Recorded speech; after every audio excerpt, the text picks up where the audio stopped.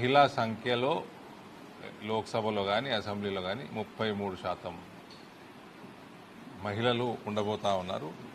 దీనికంటే పెద్ద సెలబ్రేషన్ దేశంలో ఏమీ ఉండజాలదు. నా భూతో నా భవిష్యత్ ఇది. ఈ రానున్న రోజుల్లో దేశవ్యాప్తంగా అనేక ఫెస్టివ్ సీజన్ స్టార్ట్ అవుతా ఉంది. అస్సాంలో రొంగాలి బిహు, ఒడిశాలో మహాబిషుబ పన సంక్రాంతి, వాళ్ళ న్యూ ఇయర్ అనుకుంటా ఇవన్నీ. In West Bengal Poila Boishakh, Bengal new year. కేరళలో విషు, తమిళనాడులో పుతండు, పంజాబ్లో బైసాఖి, ఇట్లా అనేక రాష్ట్రాలలో పండగ వాతావరణం రాబోతా ఉంది. 11 ఏప్రిల్లో 11th ఏప్రిల్ నాడు 200th birth anniversary of Mahatma Phule. రేపు 14th రోజు డాక్టర్ అంబేద్కర్ గారి జయంతి. వీళ్ళిద్దరు కూడా మార్జినలైజ్డ్, వెనుకబడిన తరగతులే కాకుండా మహిళలు ఈక్వాలిటీ వాటి కోసం జీవితం దారబోసారు. సో ఇటువంటి సెలబ్రేషన్స్లో మనం ఈ బిల్లు పాస్ చేసుకోవడము ఇది ఒక హిస్టారికల్ ఘట్టంగా భారతదేశ చరిత్రలో మిగిలిపోతుంది నరేంద్ర మోడీ గారి నాయకత్వంలో. నారీ శక్తి వందన్ అభియాన్ 2023 ఇది మొత్తం మన దేశం యొక్క డెమోక్రాటిక్ ప్రాసెస్ని మార్చబోతా ఉన్నది. మహిళలు 33% రావడము చట్టసభల్లో. మనకెట్లా లోకల్ బాడీస్లో ఉన్నారు, ఇప్పుడు పంచాయతీ నుంచి పార్లమెంట్ దాకా అన్ని చట్టసభల్లో మహిళలు రిప్రజెంటేషన్ గణనీయంగా పెరగడం. This is going to be a big transformational reform in Indian democratic process.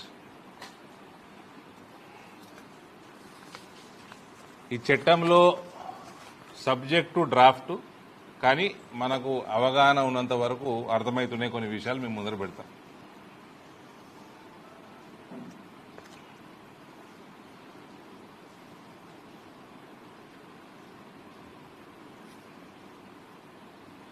ఈ చట్టం ద్వారా 1/3 ఆల్మోస్ట్ 33% మనకి ఉమెన్ రిజర్వేషన్ రావడంతో పాటు ఎస్సీ ఎస్టీ లేడీస్ కూడా ఇందులో రిజర్వేషన్ ఉండబోతా ఉంది. డీలిమిటేషను అయినప్పుడల్లా రొటేషన్లో కూడా ఉండబోతా ఉంది. దీనికి ఒక కాన్స్టిట్యూషనల్ గ్యారంటీ, నరేంద్ర మోడీ గారి గ్యారంటీ రాజ్యాంగబద్ధంగా ఏర్పాటు చేయబోతా ఉన్నారు. ఎందుకు అవసరము ఈ చట్టం? మహిళలు దాదాపు మన జనాభాలో 50%, భారతదేశ జనాభాలో 50% ఉన్నారు. రిప్రజెంటేషను ఉందా అంతా అంటే చట్టసభల్లో లేదు. ఇప్పుడు దాదాపు 15% ఉన్నట్టుంది. వస్తానా పార్లమెంట్లో ఎందరు ఉన్నారు. Women bring better governance and outcomes, improve quality of debate and policy focus, strengthen grassroots democracy.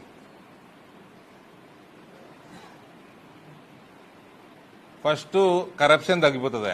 నా లెక్క ప్రకారం కరప్షన్ తగ్గిపోతుంది. ఫోకస్ ఆన్ సబ్జెక్ట్ కూడా డెఫినెట్గా పెరుగుతుంది. చిన్నప్పటికెళ్ళి చూస్తాము, స్కూల్ టైంలోకి వెళ్ళి పొరగాళ్ళు ఊకే మట్టిలాడు, గోటిలాడు, అటురుకుడు ఇటురుకుడు, అమ్మాయిలు పుస్తకాలు పట్టుకొని చదువుతూ ఉంటారు. నవ్వుతారు కాదా? అబద్ధమా?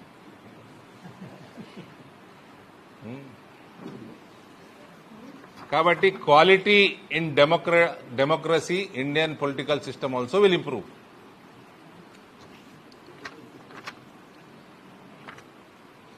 ఇవాళ ఆర్మ్డ్ ఫోర్సెస్లో గణనీయంగా పెరిగిపోయింది మహిళల సంఖ్య. సైన్స్ అండ్ టెక్నాలజీలో పెరిగిపోయింది. స్పేస్కి వెళ్లడంలో కూడా మహిళలు చాలా ముందుకు వస్తూ ఉన్నారు. ఆస్ట్రోనాట్స్గా, స్పోర్ట్స్, ఆర్ట్స్, ఆంటర్ప్రినర్షిప్, మంచి మంచి పెద్ద పెద్ద కంపెనీలు ప్రపంచవ్యాప్తంగా మహిళలు లీడ్ చేస్తూ ఉన్నారు. గవర్నెన్స్లో కూడా ఇదే పద్ధతి అవలంబించాలన్నది నరేంద్ర మోడీ గారి సంకల్పం.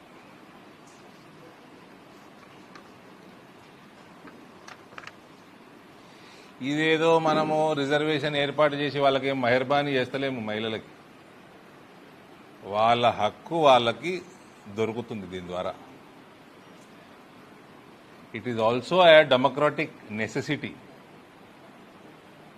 అవసరం ఇది. ప్రజాస్వామ్యంలో ఇది తప్పకుండా అవసరం. ప్రజాస్వామ్యం ఇంకా బలపరుస్తుంది, ప్రజాస్వామ్యాన్ని ఇంకా ప్రక్షాళన చేస్తుంది.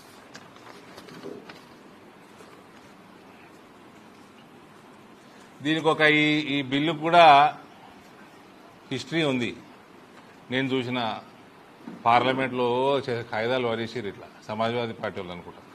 అప్పుడు 1989లో రాజీవ్ గాంధీ బిల్లు ఇంట్రడ్యూస్ చేసిండు. వాళ్ళకి రాజకీయానికి తప్ప ఈ దేనికి పనికి రాకపోతున్నాయి కాంగ్రెస్ వాళ్ళకి. కులాలు, మహిళల్ని ఇవన్నీ కేవలం రాజకీయాలకే వాడుకుంటారు. Passed in Lok Sabha, failed in Rajya Sabha. ఇంకప్పట్లో కాంగ్రెస్ పార్టీ తప్ప ఏమైనా ఉండేనా అని.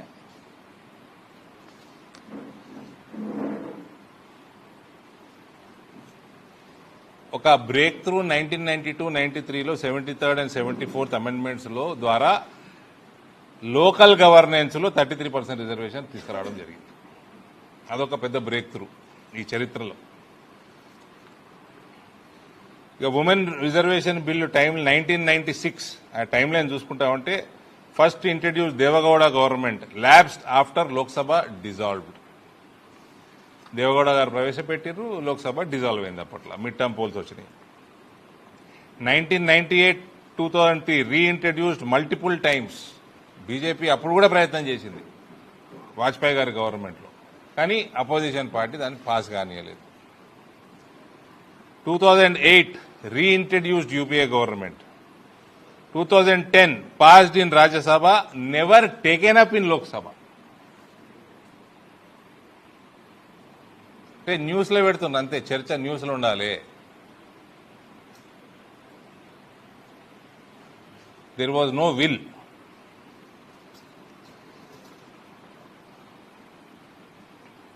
టూ 2014లో మళ్ళా రాజకీయం చేసిండ్రు, మళ్ళీ ల్యాప్స్ అయింది. లోక్సభ మారింది, ల్యాప్స్ అయింది. ఇప్పుడు ఫైనల్గా 27 సంవత్సరాల తర్వాత ఒక చరిత్ర మనం సృష్టించబోతా ఉన్నాము భారతదేశ రాజకీయ వ్యవస్థలో. ఇన్ని రోజులు ఎందుకు కాలేదు? పొలిటికల్ విల్ లేకపోవడం, పొలిటికల్ కన్సెన్సస్ లేకపోవడం, పొలిటికల్ కన్సెన్సస్ కోసం పార్టీలు శ్రమ పడకపోవడం. వాళ్ళకు ఉద్దేశమే లేనప్పుడు కాదు.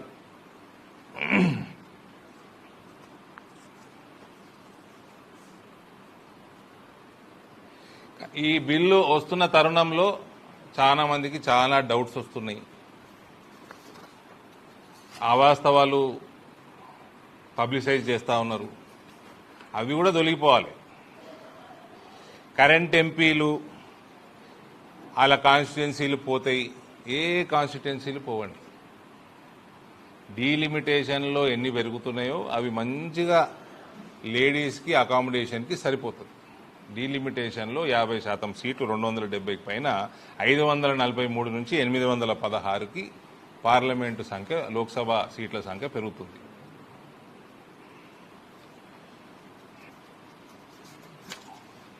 సో ఉన్న సెటప్ ఏమీ మారదు.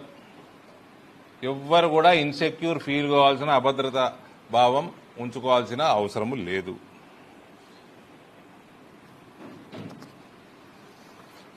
ఏడ కూర్చుంటారు అంటే కొత్త పార్లమెంటు 1132 మందిని కూర్చోబెడుతుంది కట్టినాం.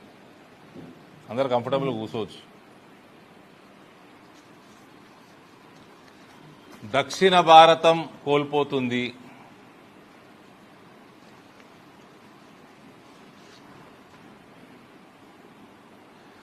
పాపులేషన్ కంట్రోల్ ఇక్కడ ఎక్కువ ఉంది కాబట్టి దక్షిణ భారతం కోల్పోతుంది. ఇది పాపులేషన్ మీద చేసిన ఉన్న దాంట్లో 50%, మొత్తం కాశ్మీర్ నుంచి కన్యాకుమారి దాకా 50% వేస్తున్నారు.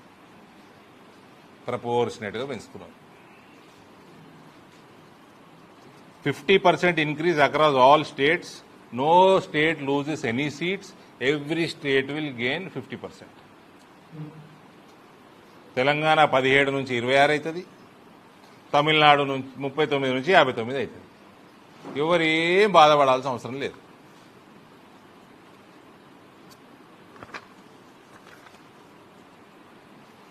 ఈ బ్యాలెన్స్ మెయింటైన్ చేసేది రాజ్యాంగబద్ధంగా నరేంద్ర మోడీ గారి సంకల్పం.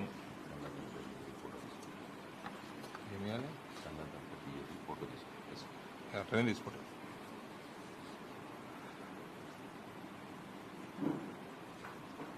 మహిళలు ప్రాక్సీ రిప్రజెంటేటివ్స్గానే ఉంటారు అన్న డిస్కషన్ కూడా వస్తున్నది.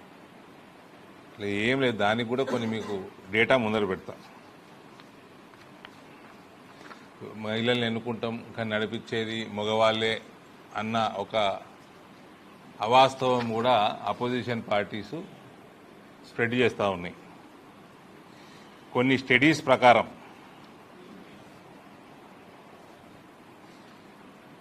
2011 సైన్స్ డైరెక్ట్ అన్న ఇన్స్టిట్యూషన్ ఆర్గనైజేషన్ స్టడీ ప్రకారం 2011 నుంచి 21 వరకు కంపేర్ చేసుకుంటే, అంతకుముందు దశాబ్దాలతో కంపేర్ చేసుకుంటే 143% ఉమెన్ పార్టిసిపేషన్ పెరిగింది. దాదాపు 150% ఉమెన్ పార్టిసిపేషన్ పెరిగింది ఎలక్షన్స్లలో. అంటే జనరల్ సీట్లలో వాళ్ళు పార్టిసిపేట్ చేస్తారు, రిజర్వేషన్లు కాదు, జనరల్ సీట్లలో వాళ్ళు పార్టిసిపేట్ చేస్తారు. 150% పెరిగింది. వాళ్ళు ఇండిపెండెంట్గా తండ్రో మొగుడో అన్ననో తమ్ముడో ఎవరి ఇన్ఫ్లుయెన్స్లో లేకుండా వాళ్ళు ముందుకు వచ్చి కంటెస్ట్ చేస్తాం. 74 మంది ఎంపీలు, లేడీ ఎంపీలు, ఉమెన్ ఎంపీలు 2024లో ఎన్నికైనారు. వాళ్ళందరూ కూడా ఇండిపెండెంట్గా వాళ్ళ కెపాసిటీస్ తోటి ఎన్నికైనారు.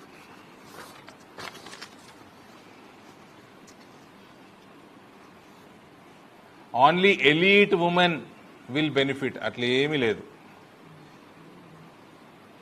ఈ రిజర్వేషన్ ద్వారా కేవలము బాగా హై సొసైటీ వాళ్ళు, మహిళలు అట్లా బెనిఫిట్ అవుతారన్న అవాస్తవం కూడా ఈ కాంగ్రెస్ పార్టీ కానీ ఇతర పార్టీలు చేస్తూ ఉన్నారు. అట్లా కూడా లేదు. లా ప్రొవైడ్స్ ఎస్సీ ఎస్టీ రిజర్వేషన్స్.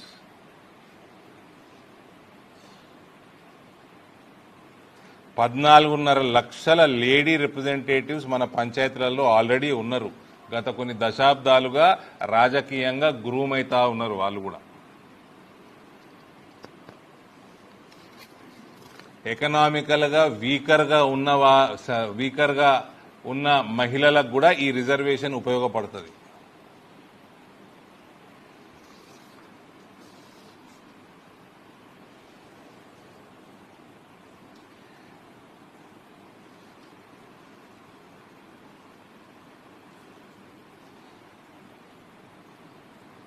ఈ రిజర్వేషన్ లేనప్పుడు డేటా కూడా చెప్తా మీకు.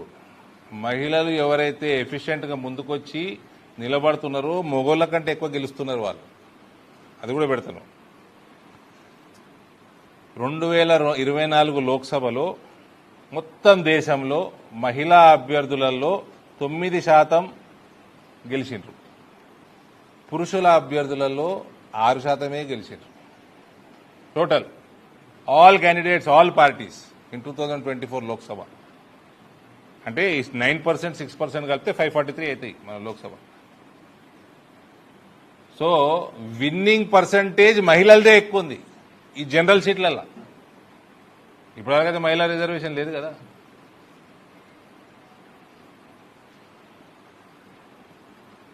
సో మగవాళ్ళే నడుపుతారు, ఇవన్నీ పక్కన పెట్టేయండి. ఆల్రెడీ రిజర్వేషన్ లేనప్పుడు కూడా మహిళా అభ్యర్థుల పర్సంటేజ్ విన్నింగ్ శాతమే ఎక్కువ ఉంది మగోళ్ళ కన్నా. వాళ్ళకి పార్టిసిపేషన్కి యాక్సెసిబిలిటీ క్రియేట్ చేస్తున్నాం మనం. ఇన్ని రోజులు లేకపోవడం వల్ల, రిజర్వేషన్ లేకపోవడం వల్ల ఆల్రెడీ ముందుకు దూసుకొస్తున్న వాళ్ళకి మనకు రెస్ట్రిక్ట్ అవుతున్నారు వాళ్ళు. తద్వారా వాళ్ళకి ఈ డెమోక్రటిక్ ప్లాట్ఫామ్స్లో వాళ్ళకి రిప్రజెంటేషన్ చేయడానికి యాక్సెసిబిలిటీ పెంచుతున్నామా, విచ్ దే డిజర్వ్.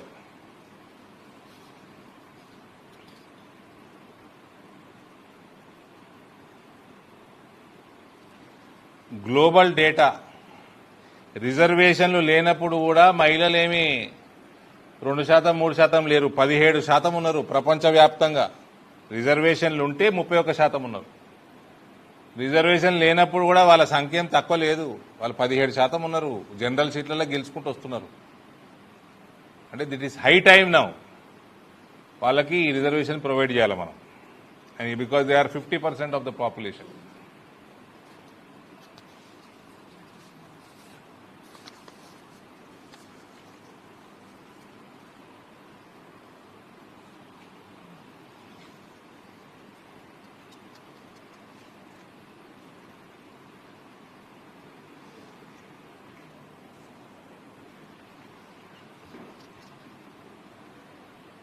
ఇదేదో ఎలక్షన్ల కోసం చేస్తున్నారు,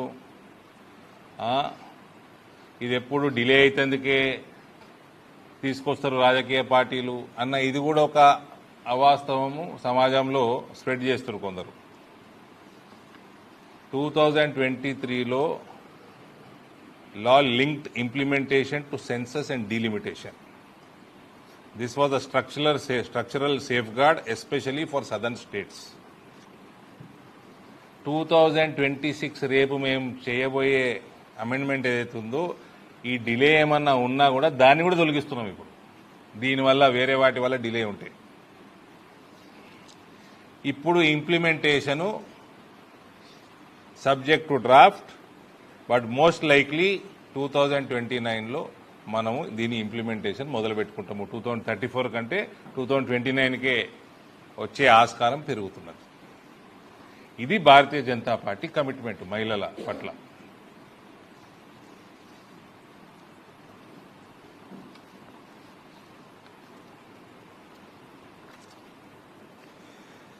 ఎక్కువ ఎంపీలు, ఎక్కువ ఖర్చు, గవర్నమెంట్ మీద బర్డెన్ పెరుగుతుంది అన్నది కూడా ఒక సమాజంలో ఉన్నది. అట్లా ఏం లేదు. కొత్త పార్లమెంట్ కెపాసిటీ అయితే ఎక్కువ ఉంది. 17 లక్షల నుంచి 18 లక్షల వరకు ఒక్క ఎంపీకి ఓటర్లు ఉన్నారు ఇప్పుడు యావరేజ్ అక్రాస్ కంట్రీ. ఓవరాల్గా యావరేజ్ తీస్తే 17 to 18 lakhs ఉన్నారు. దీని తర్వాత పెంచడం తర్వాత కూడా 11 లక్షల మంది ఉంటారు సుమారు. అదే యునైటెడ్ కింగ్డమ్, ఇంగ్లాండ్కి కంపేర్ చేస్తే ఒక్క ఎంపీకి 1,00,000 మందే ఉంటారు. ఆడ ఒక్క ఎంపీకి 1,00,000 మందే. సో ఇటువంటివన్నీ కూడా మీ ముందర పెడుతూ 30 సంవత్సరాలు నుంచి ఏదైతే బిల్లు, ఈ హిస్టారికల్ బిల్లు డిలే అవుతా పోతా ఉందో వివిధ రాజకీయ పార్టీల వల్ల అవన్నిటి కూడా ముగింపు పలుకుతూ ఉమెన్ రిజర్వేషన్ అన్నది ఫైనల్గా ఇంప్లిమెంట్ చేస్తున్నది నరేంద్ర మోడీ గారి ప్రభుత్వం. ఇప్పుడన్నా కొంచెం సహకరిస్తే అపోజిషన్ పార్టీస్ వాళ్ళకే మంచిది, లేకపోతే మహిళల మెమరీ చాలా ఎక్కువ ఉంటుంది మొగుల కన్నా. వాళ్ళు మర్చిపోరు తొందరగా. ఆల్రెడీ నరేంద్ర మోడీ గారు ఇదేదో రాజకీయం కోసం చేస్తున్నారు, దేనికోసమో చేస్తున్నారు. ఆల్రెడీ ఆయన పాపం ఉజ్వల యోజన, స్వచ్ఛ భారత్లో మహిళ యొక్క సెల్ఫ్ రెస్పెక్ట్ కాపాడడానికి ప్రతి ఇంటికి టాయిలెటు, జల్ జీవన్ మిషన్, ఇంటింటికి మంచినీళ్ళు తీసుకురావడం, మారుమూల ప్రాంతం, మారుమూల గ్రామం ఏది ఉన్నా కూడా ఆడ నుంచి అర్బన్ ఏరియాస్ వరకు ప్రతి ఇంటికి నీటి సౌకర్యం తీసుకొచ్చింది నరేంద్ర మోడీ దేశంలో.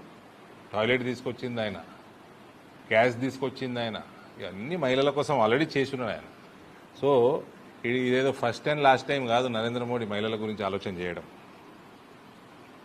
The Modi government has also addressed social barriers, increasing maternity leave.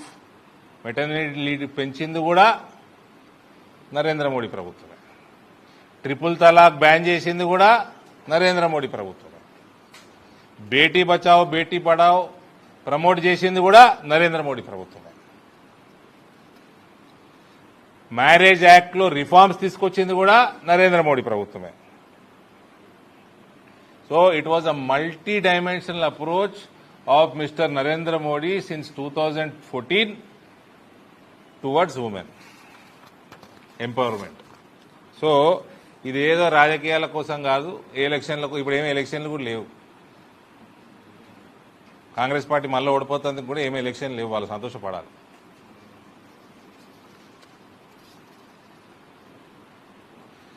Many governments discussed it, many promised it, but it is under the leadership of Narendra Modi that it has finally been delivered. Narendra Modi గారిని మహిళలు, ఈ దేశ మహిళలు జీవితాంతం గుర్తుపెట్టుకుంటారు.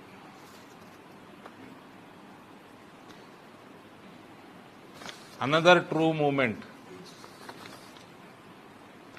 that reflects the spirit of Modi హే తో ముమ్కిన్ హే.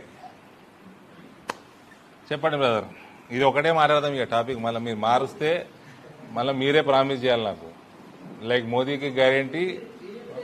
మీరు ఇది publicise చేసినాకనే మీరు వేరే అడిగితే అవిటికి ఆన్సర్ ఇస్తా. ఇది ప్రామిస్ చేస్తేనే నేను అది వేరే ఆన్సర్ ఇస్తాను.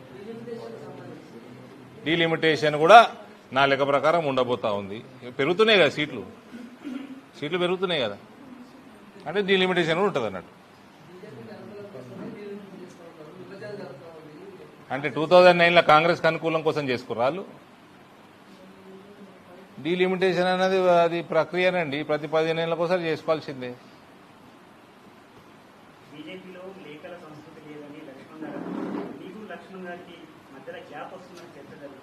నాకు లక్ష్మణ్కి ఏం గ్యాప్ లేదు, ఎవడు ఏ లేఖలు రాయలేదు, నేను ఎవరితోటి ఏమనలేదు. నేను చిట్ చాటే చేయ. ఫస్ట్ ఆఫ్ ఆల్ నేను చిట్ చాట్ చేసినానే 9 ఏళ్లలో ఎక్కడైనా చిట్ చాట్ చేసినా. అయినా ఏం రాసిందే, నేనట పార్టీ వ్యతిరేక కలాపాలు. నేను పార్టీ వ్యతిరేక కలాపాలు ఉంటే ఈ స్టేజ్ కింద నిండు ఉంటుందా నిజామాబాద్లో? ఇక నేను పార్టీ వ్యతిరేక కలాపాలు చేస్తే మరి పార్టీకి అనుకూల కలాపాలు ఓటు చేతుడు తెలంగాణ చెప్పుండ్రి. అటువంటి కంప్లైంట్ అరవింద్ ధర్మపురం మతిలేనోడే చేయగలుగుతాడు కూడా. నేనంటే బూతులు మాట్లాడాను, ఆర్టిఫిషియల్ ఇంటెలిజెన్స్ పెట్టుకొని మొత్తం స్క్రీనింగ్ అయ్యారు. ఏడైనా బూతులు మాట్లాడినాను. కేసీఆర్ని తిట్టిన రోజులు కూడా నేను బూతు మాట మాట్లాడలేదు. ఇప్పుడేం మాట్లాడతాం?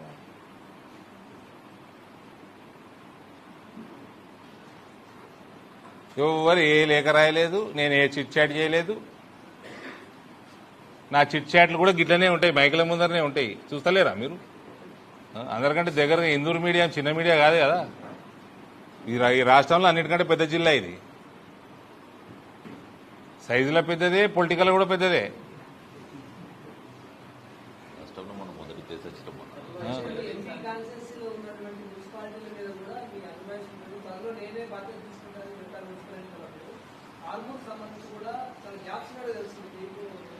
ఇగో నేను చూస్తున్నా, ఓకే ఆర్మూరు రాకేష్ దగ్గరకు పోయి, రాకేష్ నా తోబుట్టుతో సమానం. ఆయన ఏజ్లో పెద్దగా ఉన్నా నాకన్నా, పాలిటిక్స్లకు తీసుకొచ్చింది నేను. ఎమ్మెల్యే అయిండు. ఎమ్మెల్యే అయినప్పుడు రాకేష్ గారికి ఓపెన్గా నేను సలహా ఇస్తున్నా. నా సోదరుడు ఆయన. ఎమ్మెల్యే కాగానే ఏంది తేనె లెక్క ఈగలు మస్తు ఆలుతాయి. ఈగ దగ్గర నీకు నువ్వు లీడర్వి, నీకు బూత్ కార్యకర్తతో పని, ప్రజలతో పని. No coterie, no inner circle. నాకు ఇది కావాలి, నాకు అది కావాలి, నా కోటరీ, ఇది ఎంపీ కోటరీ. ఇది ప్రెషర్ ఉంటేనే ఉంటుంది, అందరికి ఉంటుంది. రాకేషే కాదు, ప్రతి ఒక్కరికి ఉంటుంది. నాకు కోటరీ లేదు. మా సోదరుడు రాకేష్ కూడా అదే చెప్తా, కోటరీ పెట్టుకోవద్దు. అందరు వస్తారు, అందరికి పని చేద్దాం. ఆయన today Rakesh Reddy is an icon in Telangana BJP. There is no doubt. పని చేస్తున్నాడు కాబట్టి, మాట్లాడే సత్తా ఉంది కాబట్టి he's become an icon in Telangana. And I will always be proud about it. Rakesh నేను బీజేపీలోకి తీసుకొచ్చినా అని. పని చేసేటోడు దగ్గర ఓ వచ్చి సోది పెడతా ఉంటారు చాలా మంది.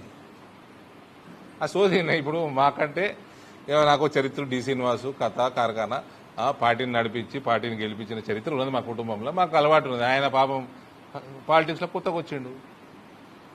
సోది పెట్టేటోళ్ళు చాలా మంది జమ అవుతారు ఎమ్మెల్యే కాగానే. ఆరుమూరులో ఫస్ట్ టైం బీజేపీ ఎమ్మెల్యే. మళ్ళా 2 చెవులు ఇచ్చిండ్రు. ఒక చెవులు వినాలి, ఒక చెవులు వదలాలి. అది రాకేష్ చాలా smart fellow, very smart guy. పెద్ద పెద్ద బిజినెస్లు చేసినోడు, ఈజీగా అర్థం చేసుకుంటాడు. మీరు దాని గురించి ఆలోచన చేయాల్సిన అవసరం లేదు. మీ మీడియాలు బాగా ఛానల్ అయిపోయినాయి. ఎవడో రిపోర్ట్ ఇవ్వాలి. లాస్ట్ 15 రోజుల నుంచి కంటెంట్ లేదు. రాకేష్ రెడ్డి మధ్యలో, అరవింద్ మధ్యలో, లక్ష్మణ్ అరవింద్ మధ్యలో, ఈటల సంజయ్ మధ్యలో, కిషన్ రెడ్డికి ఇంకోల మధ్యలో ఏమి గ్రూపులు లేవండి. చిన్న చిన్న సమస్యలు ప్రతి పార్టీలు ఉంటాయి. మీ ఛానల్లో కూడా ఉంటాయి. చెప్పాలనా? అన్ని ఛానళ్ళ చరిత్ర తెలుసు నాకు. అన్ని ఛానళ్ళలో ఏమేమి ఉన్నాయి అన్నీ తెలుసు రాజకీయాల్లో. ఎందుకు రాయలేనా? నేను రాస్తున్నంటే పెద్ద పెద్ద పేపర్ల కంటే ఎక్కువ ఉంది సబ్స్క్రిప్షన్ నాకు. రాయమంటావా?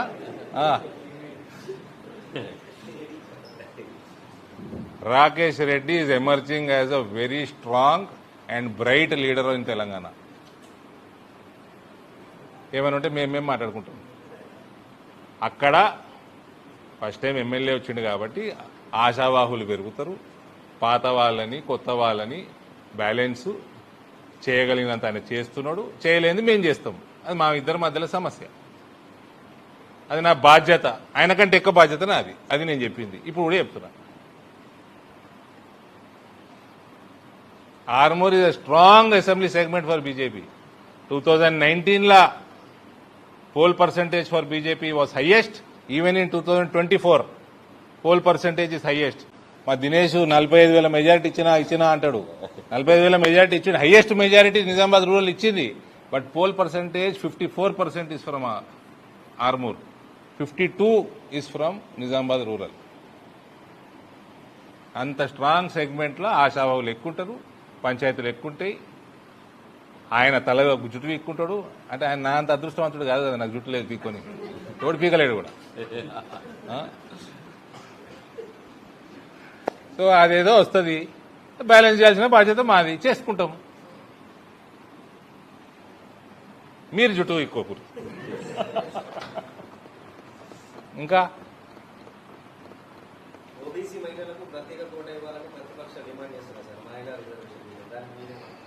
కాంగ్రెస్ వాళ్ళు ఎంత నోరు మూసుకొని ఉంటే వాళ్ళకే అంత మంచిది.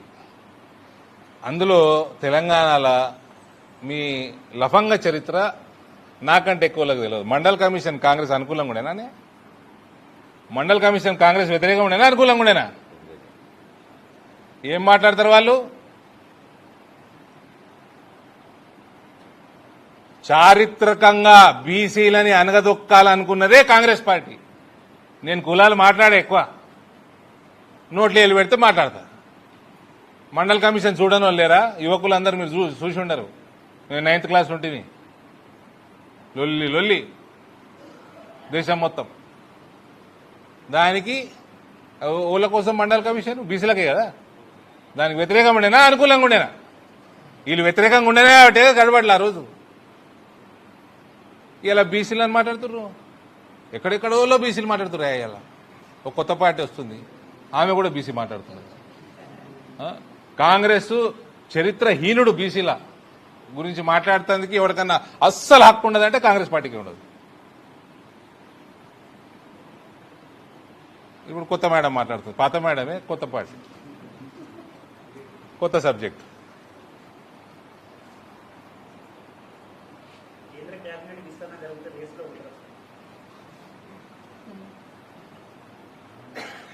ఎన్నిసార్లు అడుగుతారా? నా భారతీయ జనతా పార్టీని నిజామాబాద్ పార్లమెంట్లో తెలంగాణ రాష్ట్రంలో మెజారిటీ సీట్లు గెలిపించడానికి నా వంతు రేసులో నేను తప్పకుండా ఉంటా.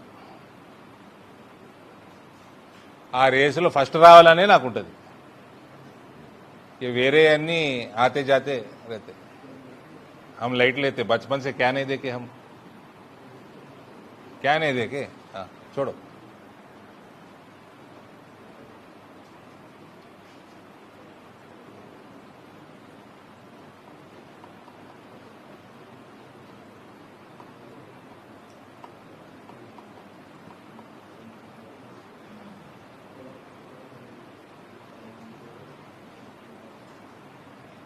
ధన్యవాదాలు.